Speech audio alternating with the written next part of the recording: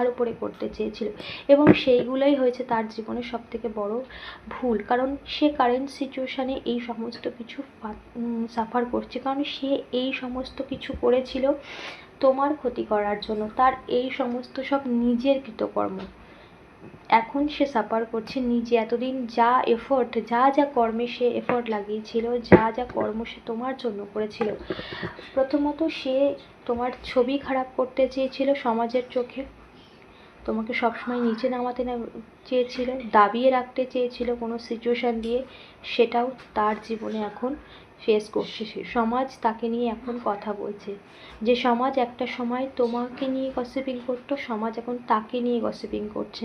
তার আর্থিক স্টেবিলিটি যে সবসময় চেয়েছিল তোমার যেন সবসময় লোতে থাকে, বা তুমি যেন কোনো কাজে সফল না হও, বা তোমার রিলেশনশিপে বা কোনো ক্ষেত্রে তুমি যেন ভালো না থাকো, সে সমস্ত সিচুয়েশান তার জীবনে এফেক্টেড হতে শুরু করে দিয়েছে।